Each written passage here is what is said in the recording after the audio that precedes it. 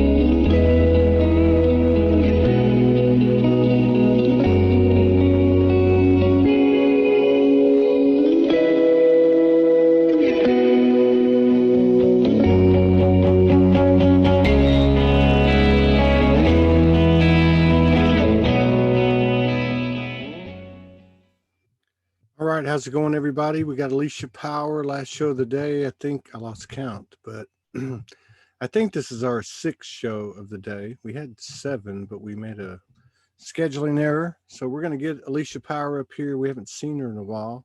I'm curious to see what her experience has been like over the last 2 or 3 months, particularly April. Let's see.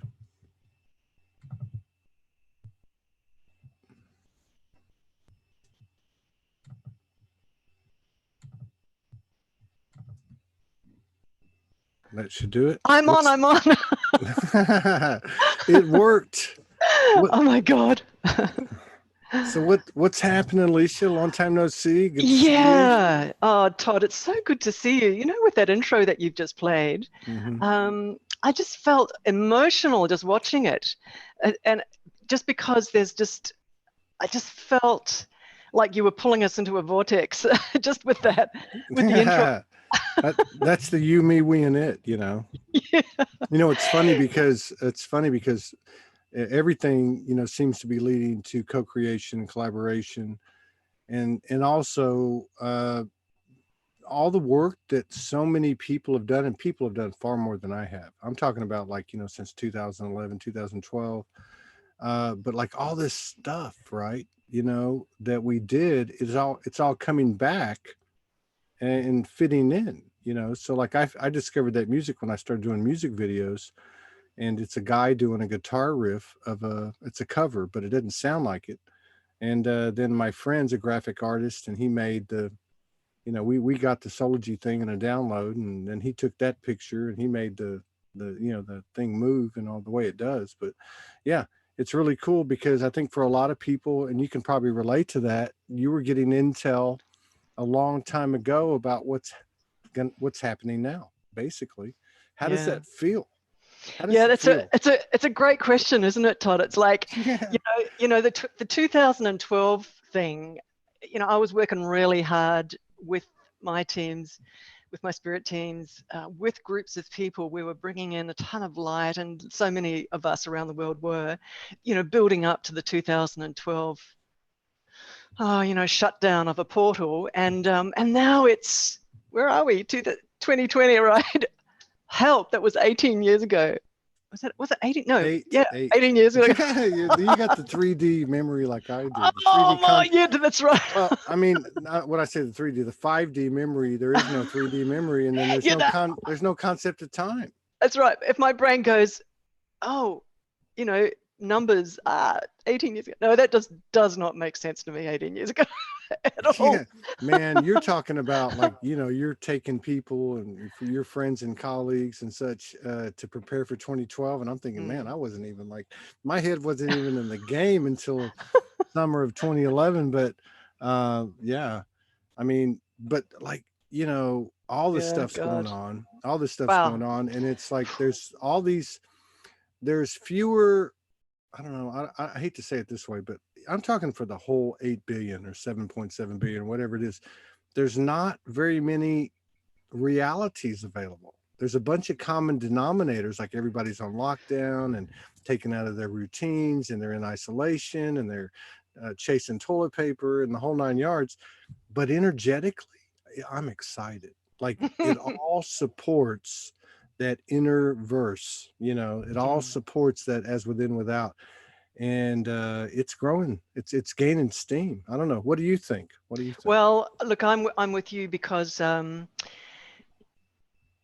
put it up somewhere on Facebook that there's a stillness gathering, and it's a forced stillness, isn't it? It's like, shut up, everyone, stop, everyone, just pause, everyone, just stop the movement and hang out with each other.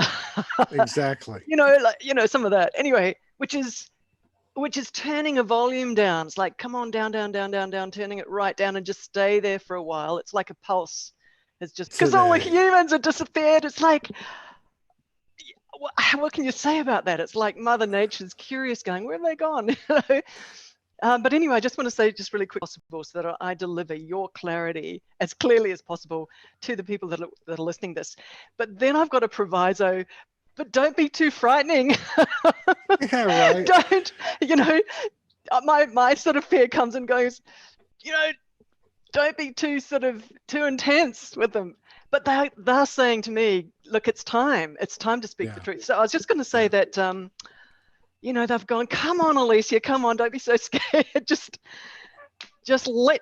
let these guys know the truth, because, with your audience, Todd, they're an advanced audience, they're a deeply hungry audience. And I play with these senior levels of the worlds of spirit, these creator beings, at very high layers in the worlds of spirit, way above universes. And the influences of shadow flows, darkness flows, not even entities, not even beings. These are vast currents and they have sentience, and they crash into our universe from other universes. I know this is starting to go, I go, wow.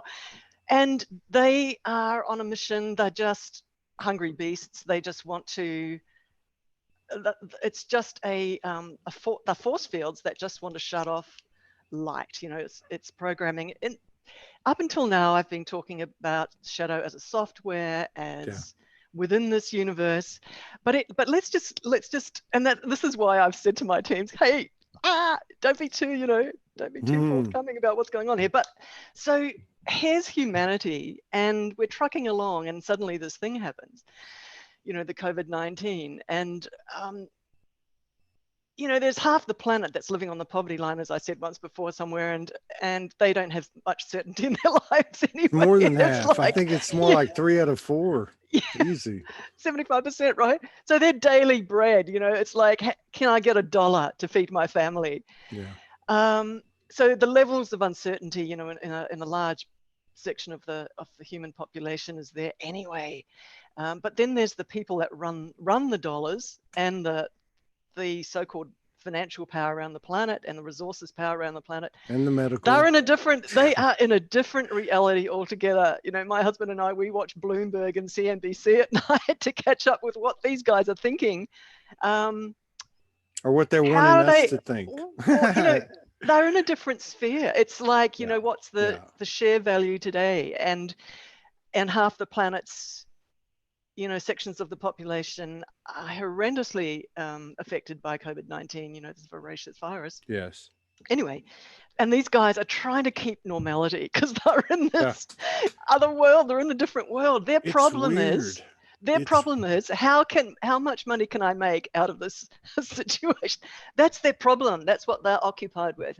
How can I make money out of this time, right? So anyway, well, without getting too caught up in any narrative that's being put out there, because I have to be suspect of anything that's actually getting any kind of exposure, other than maybe, shows like this and, YouTube channels and such. But, it's like, I don't know. I think that whatever you want to call it, that energy that's been playing that role, is, yeah, they're trying to do what they've done before, I guess, but it's not working. Like there's so much individual sovereignty energy being propelled by people that it just won't be stopped. There's nothing that can stop it. It's pure love. I love that. That's exactly right. So I was just going to say that this time on planet Earth uh, has been foretold. And Mm. it's really interesting because for me, I feel it almost as something crashing in and into our collective and trying to disturb us all and Mm. trying to bring us into fear and trying to bring us into disempowerment, and the government's telling us what to do, and or just something that's out of control is affecting humanity, etc., etc. And then I just want to sort of and then parts of the government who are accountants and various medical people are trying to sort of figure out the economy and also vaccines, and also trying to organize how to support humans sort of in that medical sphere too. But I was just going to say that this thing suddenly happening when I was chatting to my teams at a few points, they were saying that it caught them off guard, right? Really? They were not expecting it, and it was from their point of view now, even though they've said it's been foretold, they're telling me to say right now it was something that was hidden Yeah. from them. And it was, and just preambling a little bit, for them it's a psychic sentient force, Yeah. like a force field Yeah. that's coming in and triggering, even though to us in physicality it's a virus, that just, but for these guys viruses are sentient. Right. and it has a collective force field, and it's a little bit like the fires in Australia just over that Christmas January period, that November December. There was a sentience to the fire. It was when it gets to a certain level of, fire is sentient anyway, all the elements are sentient, but there's this ferociousness, and a lot of the fireys, the firefighters were talking about this. It was like an entity or a Mm. demonic sort of energy that was running it at some point. But I was just going to say that, so this viral thing has a momentum. It's got its own consciousness. It's got its own sentience, and it's naughty and it's mischievous, and of course it's destructive, and it's destructive on human life. But as you were saying, Todd, there's some very ancient souls that have incarnated for this time on planet Earth, and you guys all know this who are watching this. It's the most incredible time in this holographic experience that we're Yeah. having, of the movement of light against dark, and Yeah.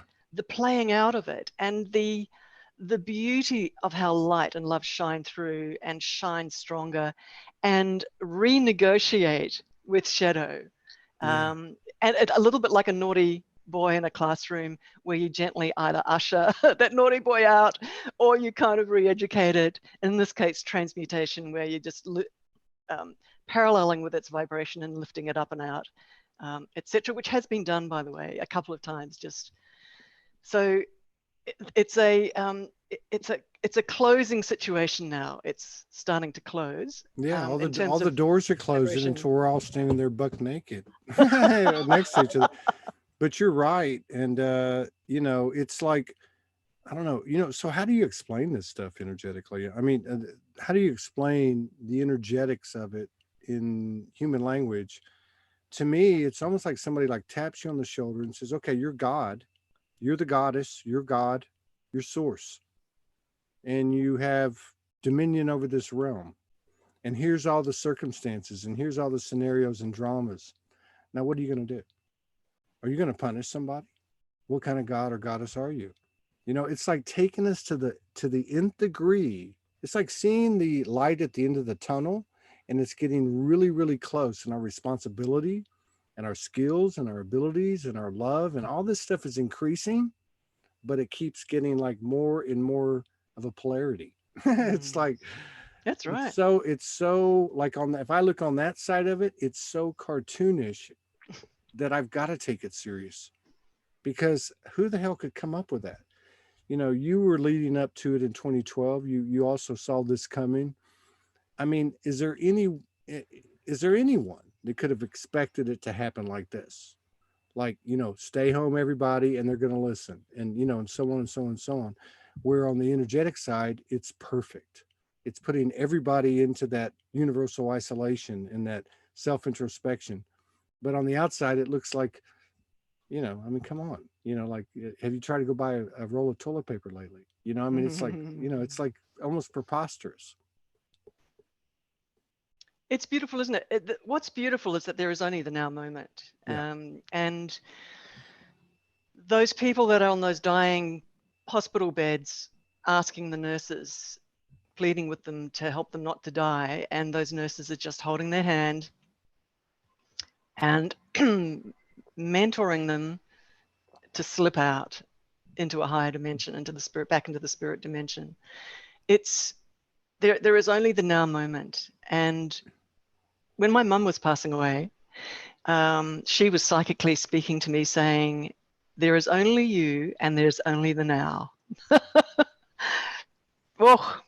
Yeah. I mean, you know, I put my hand, I clasp hands with Morgan every night when we connect, and many times she's heard it, many times I've heard it, and we both felt it, you know, and we both been taken through it together and separately in our own silence, which is there's only you.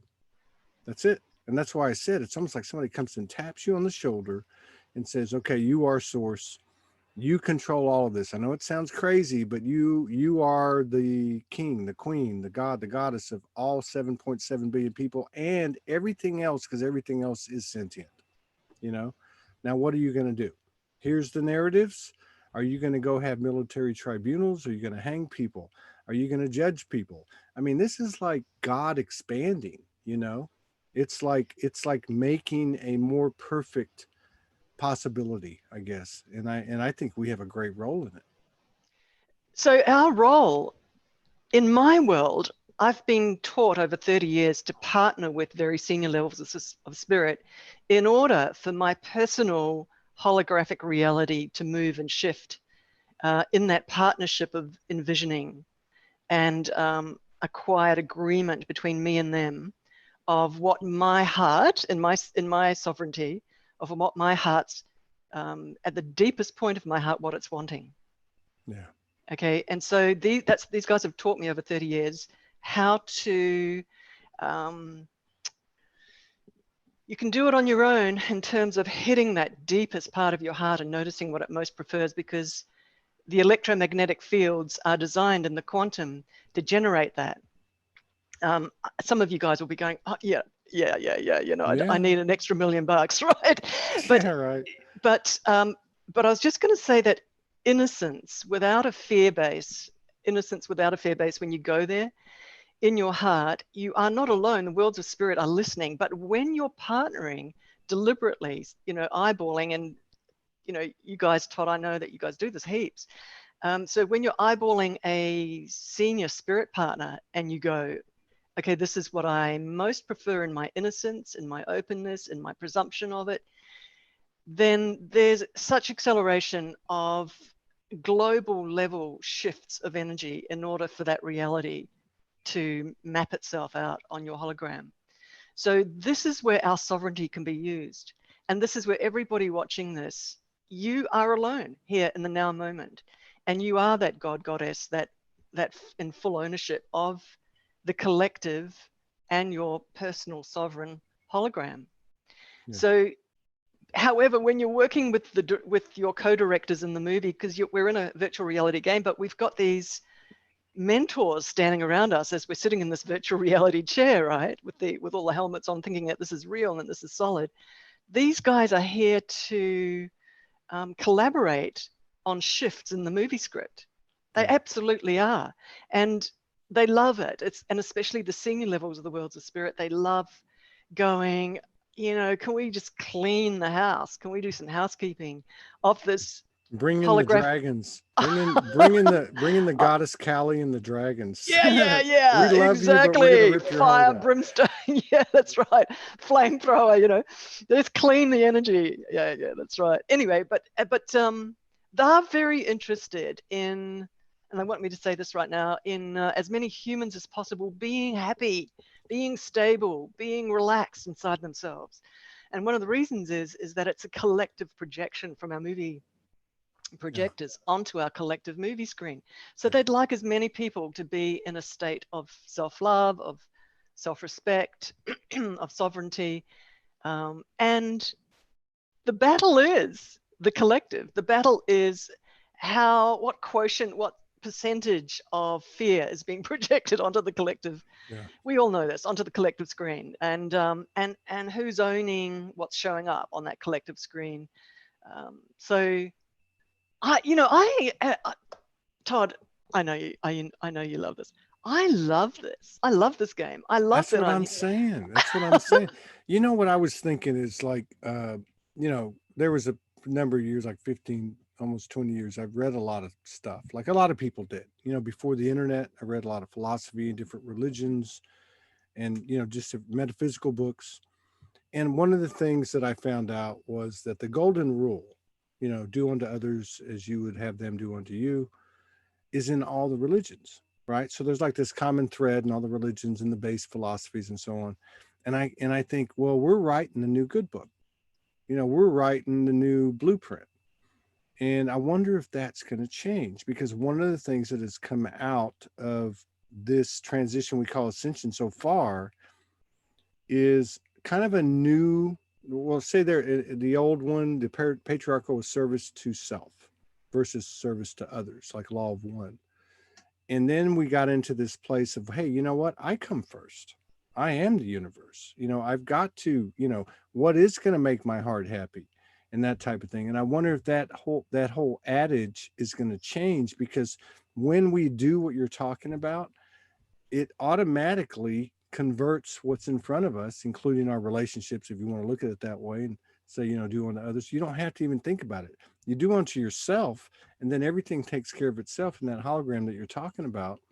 And it just de-emphasizes everything external to you, even to the nth degree, even in the relationship you're in. We are that. And this is, I think, a big pill for people to swallow, even in the light worker community. But I think it's real. I believe it's real. I know it's real. It's real for sure. It's real for sure. Can I say one thing about that? Yeah. Yeah. It's the number one training of this physical incarnation, what you just said. Yeah. Yeah. That is why everybody's incarnated, to remember that they're the only one here, Yes. and that they own the entire hologram, that they are, we all know this, many people watching this know this, that you are the creator being. So it's the remembering further and further and further back of what you are. There's the lower personality self, and then stepping back higher and higher and higher inside yourself and becoming that vast creator being that you are. And you see, in the feeling of the ownership, it's in the feeling of it and the remembering of it, that's where the magic happens. And that's where you're given reprieves to watch, so that you get more and more indicators of the truth that you are the creator being. So your spirit mentors slowly roll out the red carpet for you, so that you start to remember, and then you get reality indicators that it's the truth. Yeah. So they're kind of feeding you, drip feeding you, until finally the penny dropping is, you've walked into the knowing of it, way beyond any logic and way beyond anyone else's logic. So anyone else's opinion doesn't come near it, and even your logical opinion doesn't come near it, because you've just walked down that red carpet that long, felt all the indicators, and you're sitting in it. You're realizing. It's called self-realization. You've realized it. It's gorgeous. It's way beyond all books, by the way, and all theory, and even way beyond your logic. Well, it's even beyond what revelations or epiphanies or whatever we got yesterday. It's like, it is. I was talking to the lady before in this show, and I was like, and then you wake up the next day and it's like somebody took a eraser to the dry eraser board and everything's gone. And you're like, okay, where do we start? Well, that you figure it out. There's this whole you figure it out thing that's going on, that in everything else that supports it, pushing us back to us.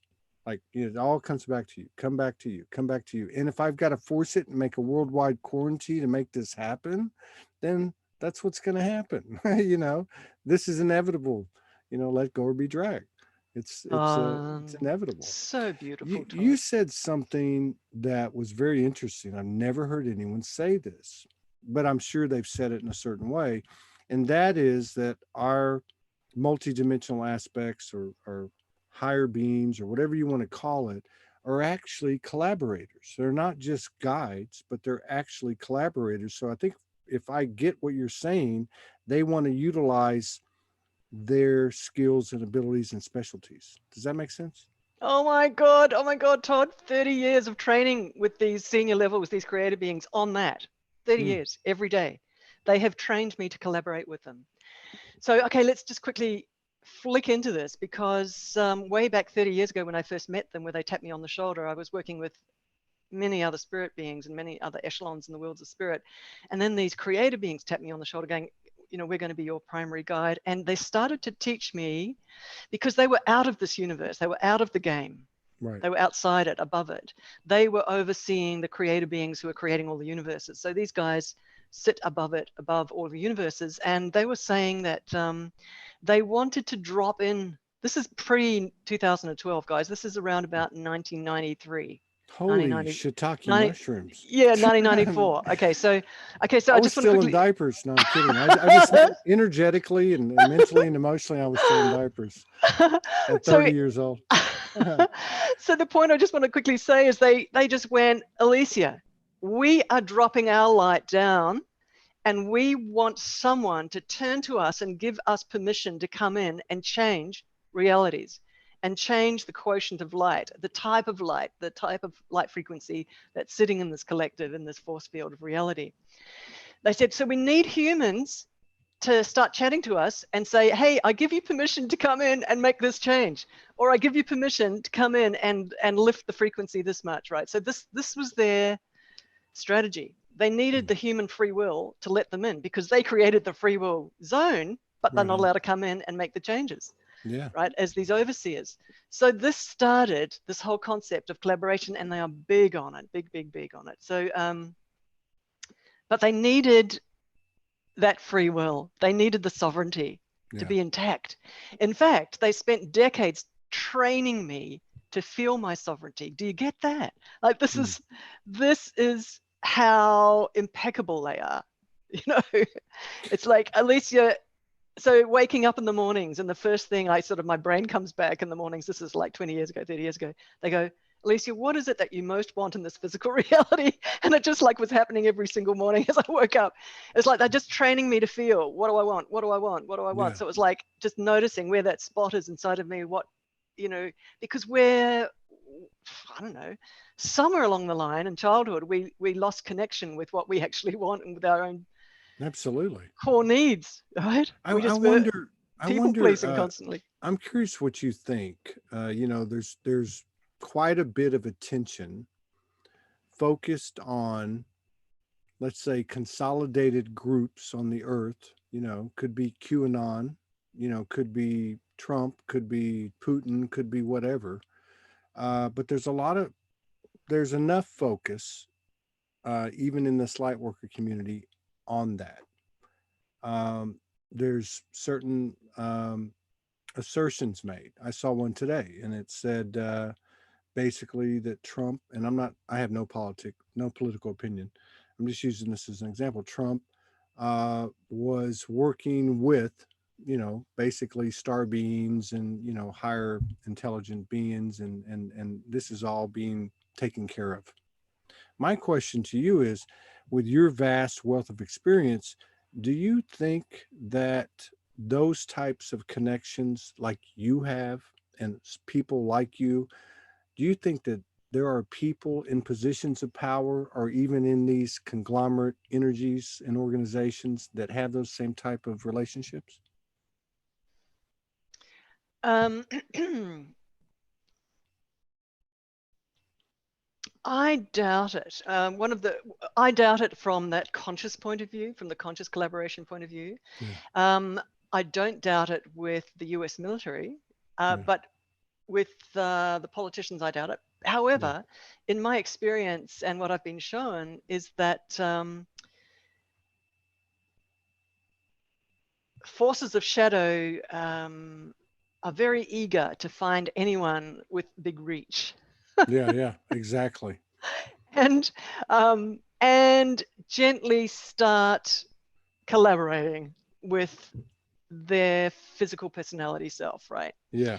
So there are many leaders on the planet right now. I could probably name about, you know, of them, and on the planet now who are like very clearly under that influence, and so and but it's completely unconscious influence. It's I don't, you know, they wouldn't know, but there are all kinds of indicators in terms of when one studies shadow and how it looks and feels and sounds in a human.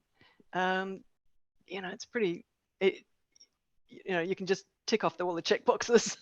Right. I mean, it's like What? taking us, but it's like taking us to this point, and it doesn't matter who your friends are, and it doesn't matter who you know, or if you have say a social community that you've created in the work you do. It's like we're getting taken to this point where one way or another you are going to put your focus on yourself, period.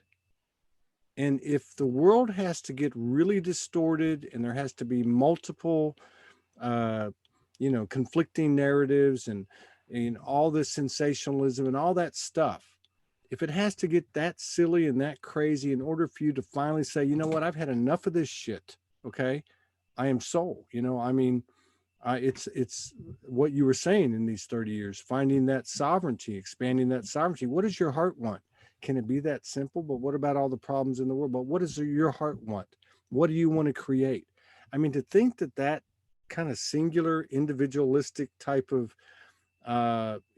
possibility could actually generate this reality. I mean, is that, to me, sounds like how it works. The To be able to buy into it, I don't know. At some point, the level of distraction, as many people have found, to the dark night of the soul, has to get such to a point where you just throw your arms in the air and say, okay, I've given it everything I got. I don't know what else to do. Somebody come and help me. Maybe that's where the co-creation collaboration begins. Yeah, for sure. And levels of fearlessness. You know, when you go through the dark night of the soul and then you give up on the fear and get bored Yeah. with the fear. Yeah. Do you remember getting bored with fear? And Yes, then I do. and at that point you move into sovereignty because Yeah. you go past the fear and you go, okay, what can happen to me? As somebody I know really well says, you die. So what? Yes. Yes. Like, is that all you can throw at me? Yeah. You know, like I do Um, remember when you said that, I remember like two or three, well, three times. I remember three times when I first woke up and I was on the streets, and I remember three times going, what are you going to do?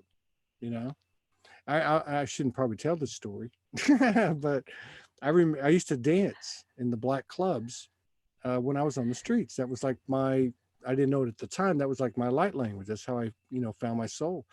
And one night I was at this place, and let's just say there was a lot of gangbangers there. There was evidently like Blood and Crips, or two different gangs, and some of them approached me, and I had a conversation. I basically said, "Hey, what are you going to do?" But when I left, I got surrounded by them in the car, in the parking lot. I was in my car. One was in front, two on the side, one behind me, and I just was like, "What are you going to do?" I often go back to those moments thinking how, and it's not even fearlessness. It's more like a knowing that, hey, you know what? If it's my time to go, it's my time to go. And I really believe that there's a lot of people out there on the face of this earth that when this whole virus thing was introduced into the realm, or into our consciousness, or however you want to put it, that said, you know what? If it's my time to go, it's my time to go. And that, what kind of, think about the neutralizing impact of that as an energetic force. That's Mm. like, that's not rebelling, and um, it's not conforming. It's right in the middle, right? Yeah, yeah, for sure. And I just want to talk a little bit about that fearlessness. And what I want to say is that, and I'm talking about subtle unconscious levels of fear as well. So many of us that are studying the light and are in spiritual development study, and we're moving deeper and deeper into our sovereignty, Yeah. we know this, is that part of that path is the recognition of our sovereignty, and at the same time letting go of subliminal fear, clearing all of our chakras, clearing our auric fields, clearing our Yeah. past life fears, just doing as much clearing as possible, right? So that you're holding less fear data, less fear software in your electromagnetic field, Yeah. so that you're holding more and more light in your electromagnetic field, and how deeply unconscious that is, right? So that the unconscious is stable, rock solid in its light. And what I want to say is that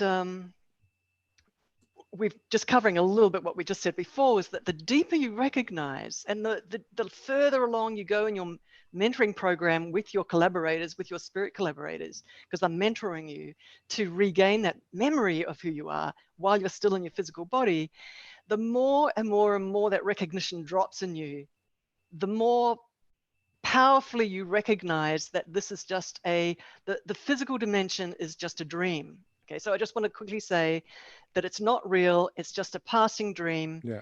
We're in it. And the more you recognize that, and the more deeper you go into your sovereignty, guess what?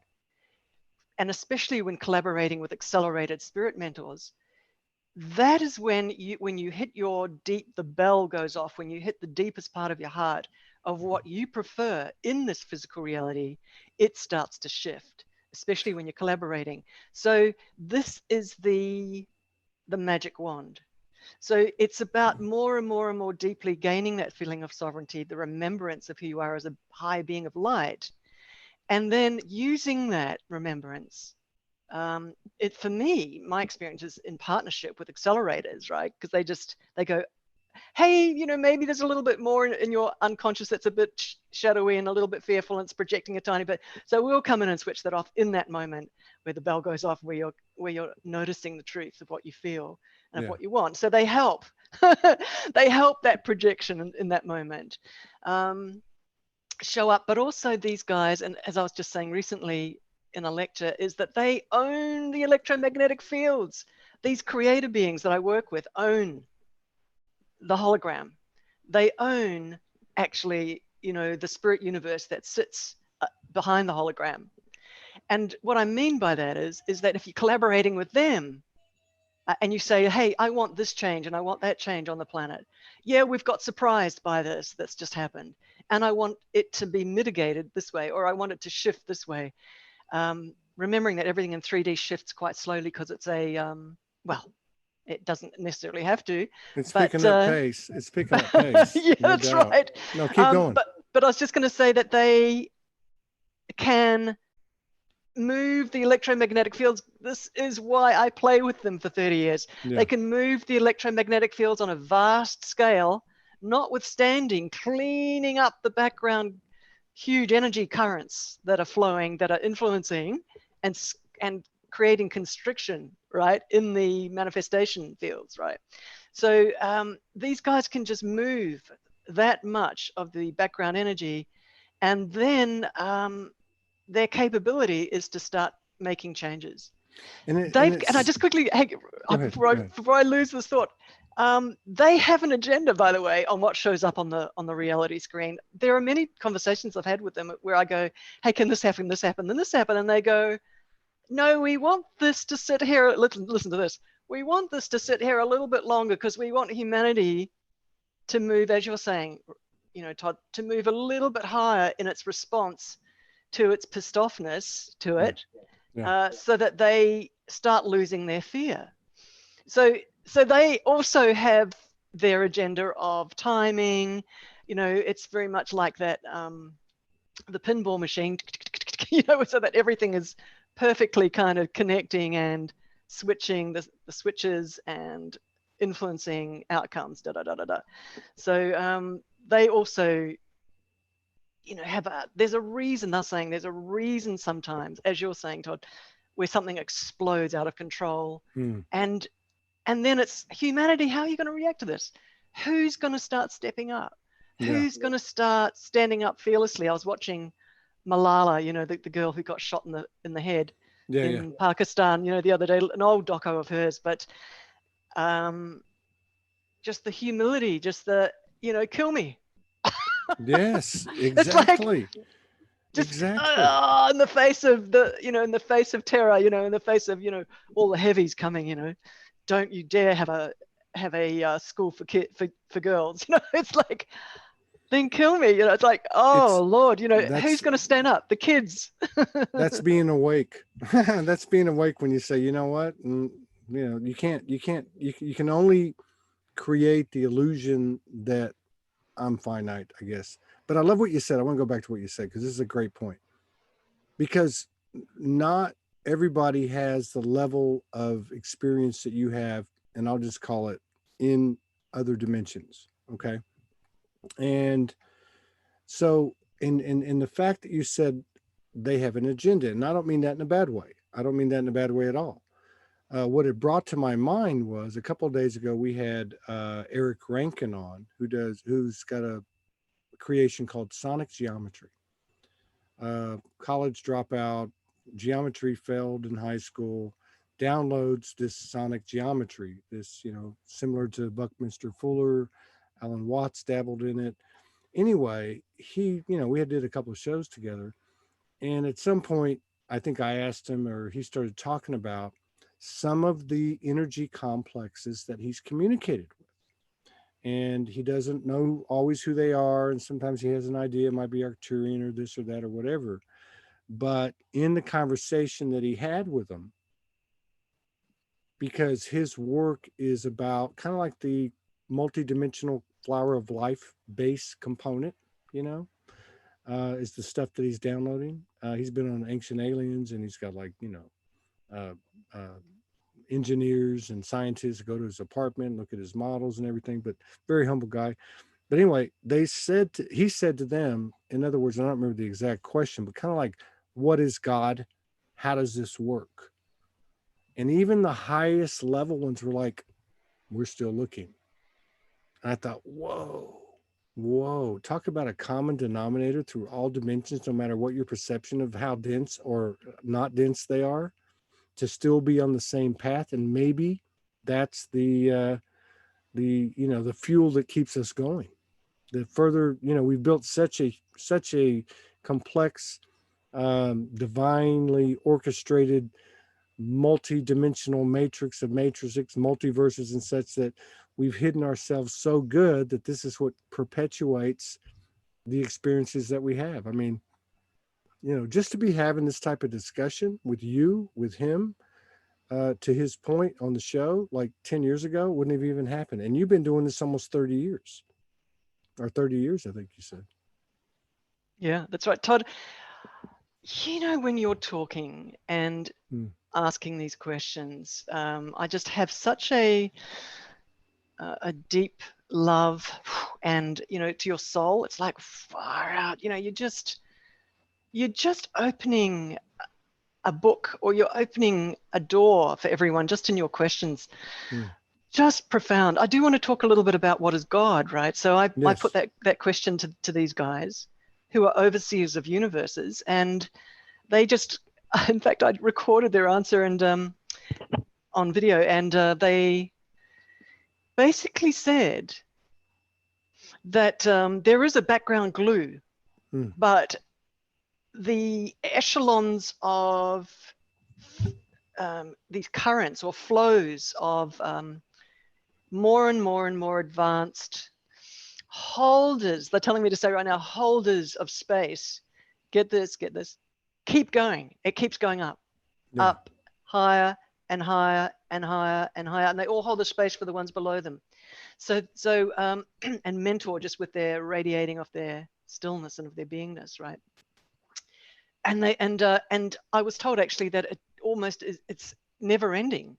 It just keeps going, and there's a background glue. So there's these two dynamics of this learning capacity going, because they're learning They're being themselves, but they're also learning and expanding, like our universe is always expanding as well.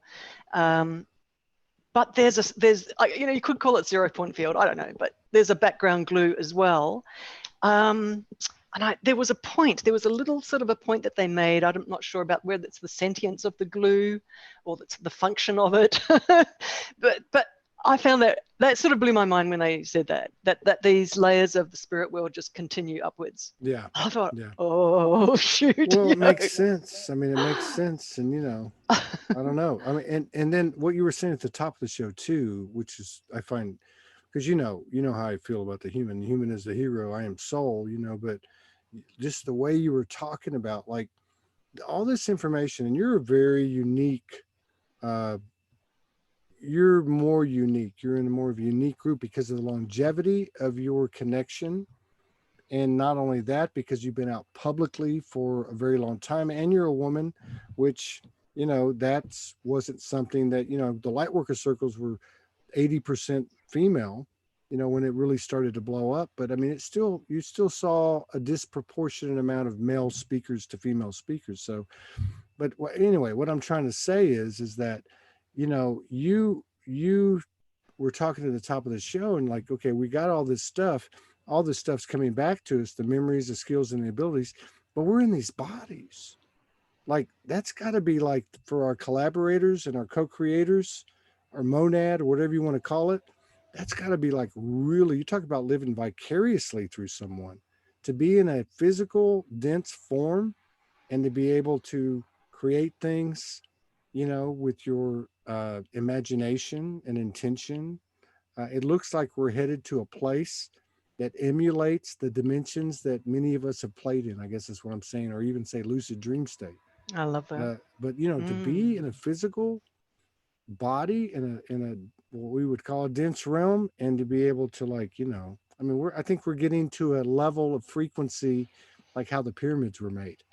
And some of these other anomalies that we can't explain. Like, I think we're getting there.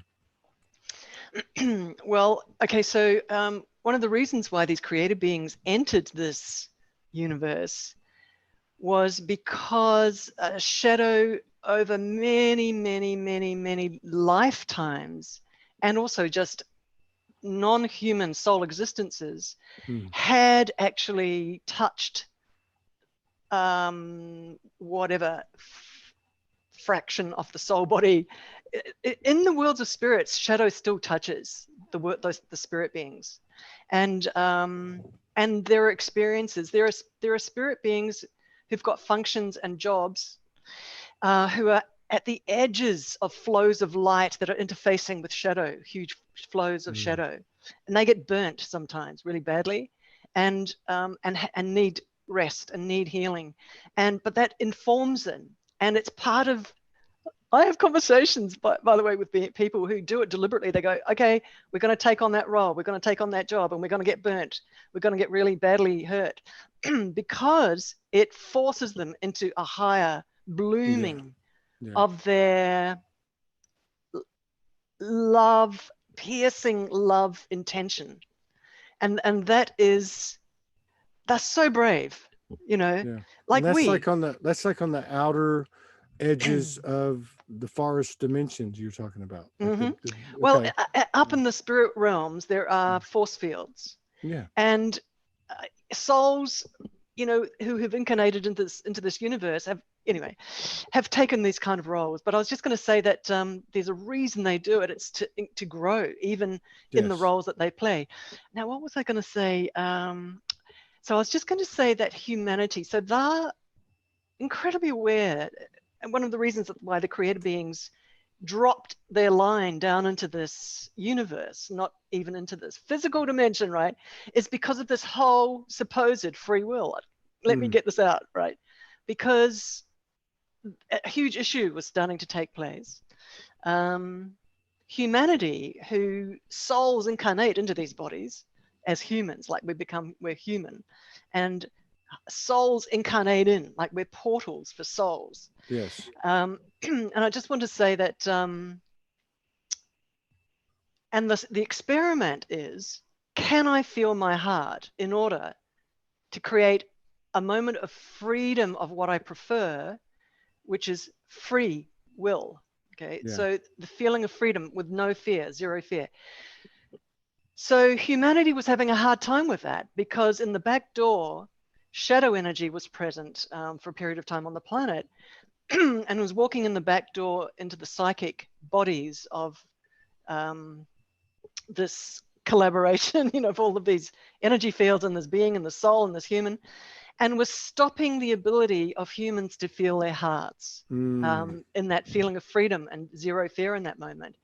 So the free will experiment wasn't working very well because people were being run by shadow, were being controlled by shadow in terms of their thinking and their impulses and their reflexes, right? And then the collective hologram was veering all over the place because collectively, there was a lack of that ability to feel the freedom of self-love inside of ourselves. And so in order to support the experiment of free will, these guys came in and started to radiate extremely high light. And I introduce as many people as possible to them so that that extreme high light can drop into their auric field and start flicking switches in somebody's auric field and starts to train them into self-love and self-respect, so that after a while, subliminal and deep historic akashic record fears get retrained, released, so that that base of fearlessness is there, so that you can start moving into self-love and noticing what you truly want, so that you can start projecting and collaborating onto this collective reality screen and creating through that moment of sovereignty. Yeah, that's right. Yeah, because I think of made in the image, and it's not just what like say physical or physical attributes or whatever other types, but it's the ability to create, the ability to find that that space where everything's neutralized, and it's like the womb. I mean, it's like and then to again to go back to the human part of it, I think a big part of it's accepting all this non-physical stuff that happens. Now, for you, it's different because you've been doing this 30 years, but people are waking up and they're having experiences and there's obviously more support now than there was, say, 5-6 years ago, but still you doubt yourself. You're like, man, did that really happen? And, and then on the other end of it, you're building this, this self-worth thing, this self-love, self-care thing is got to happen too. It's like an acceptance of the human and bringing them to the party. But at the same time, you've got that other stream coming in, and I guess we're meeting somewhere in the middle. Maybe that's how how it works. Some people talk about the soul chakra being in between the higher chakras and the lower chakras and that type of thing. Has your team, or do you ask, has your team given you, does it give you current intel, or this is what's coming very soon, or can you look at the energy field of the earth and see kind of what's happening? I do quite a few large group sessions where these creator beings go into the fields of Mother Earth and transmute very low, deep, dark layers in the electromagnetic multidimensional layers of where shadow has been held and set up ownership and is radiating a sense of ownership in the electromagnetic layers of Mother Earth. So we do a heck of a lot of that, actually. And there's that dual action of working in the electromagnetic fields of Mother Earth, freeing her up, lightening her up, and and also working with the collective of humanity, and also working with that action that we're talking about, that switch of the sovereignty, and then intending, commanding, generating a collective just from your own command, just from your own collaboration and your own heart. So what do I want to say about that? My teams just want to say that for eons and eons, Mother Earth's auric fields have been held prisoner by shadow. Hey, the reason why I talk so sort of blatantly and practically about this is because I work with creator beings. These guys understand the snapshot of all the frequencies that are sitting there. They understand it, but they're not on the back foot about it, you see, because they've got jurisdiction over it. So I've played for 30 years with people who have got jurisdiction over shadow. And this is one of the reasons why I talk about it like boom, bing, bing, bing, bing, bing, let's deal with it. Let's move with it. Let's shift it. Let's clear it. Because I've got my hand in the hand with these guys that oversee the game, the game plan, the free will thing, the free will dynamic. So they're really sort of straight up front saying, look, Mother Earth's been very constricted. There's been, ownership to a huge degree in the electromagnetic fields of Mother Earth. And she's struggled for a very long time. And this waveform that emanates, not from her, but from these layers in multidimensionality, multi-dimensions of Mother Earth, where these really big kind of beings of shadow have been holding court, but are radiating. And then what happens is that it just starts to radiate into the collective field of humanity, and then finds weak souls or humans that haven't even got souls, and radiates into them and starts running realities where it's radiating from those kind of beacons, if you like, those individuals. So it's an issue, and it's a collective issue, and it's an intricate issue, because it's all about, see, these guys see themselves almost like mechanics. And they're walking into a huge engine room, with a ton of things going on, and they understand what to switch where and how to create they're telling me to say a vast force field to come and go, naughty boy, bang, switch off the whole layer. This is what they do, right? They just switch off whole layers. So just letting you know that. But it takes time to focus in on where is it sitting? Bang, and let's switch it off. And that's work that I just do a lot, privately in my own world. There you go. So, and is it aliciapower.com? Is that where you're at? It's soulmentoring.com. Soulmentoring.com. And I would highly encourage you to, and because you've been on the show before, but we've changed a little bit now because we've got multiple streams going. But I would suggest putting your links in anything you have going on or anything you want to explain. I'd probably put it on my Facebook page, that replay. And also we're on YouTube, and we're getting a bigger and bigger crowd there. We got 25 people on YouTube right now. Soulology One Studios channel, to go to the comments and give them your information, because I'm sure you're going to have some interest. Oh, Todd, I just want to say, are you guys looking after yourselves? Yes. Oh, that's good. Are you still traveling? Yes. I don't know where we're going next. But you guys are in lockdown somewhere, right?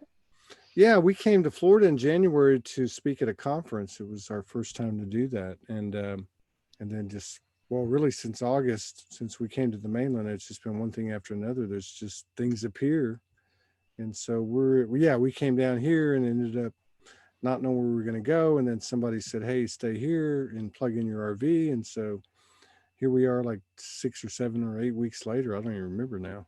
But I expect, our path seems to parallel what's happening in the collective. And I expect there to be, this is my own opinion or my own perspective or my own feeling. I think that there's going to be some movement as we get into the second half of May, for all of us. And I think after that, it's going to be, we think each month this year has gone hell's bells, from the one before, but man, because April's not even over and it's just been amazing.